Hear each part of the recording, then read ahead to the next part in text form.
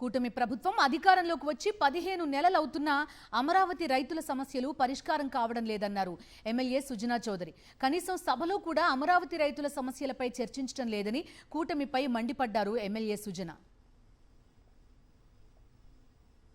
గత మన అసెంబ్లీ సెషన్లో అమరావతి మీద అమరావతి రైతుల ఆర్తనాదాలు 5 సంవత్సరాలు నేను స్వయంగా హ్యాండిల్ చేశానది. ఆ తర్వాత మన ప్రభుత్వం వచ్చి ఇప్పుడు 15 నెలలైనా కూడా అమరావతి రైతుల సమస్యలు మాత్రం సాల్వ్ కావట్లేదు.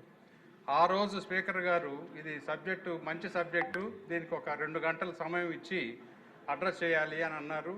ఆ 2 గంటలు రాలేదు, అమరావతి రైతుల ప్రాబ్లమ్స్ సాల్వ్ కాలేదు అధ్యక్ష.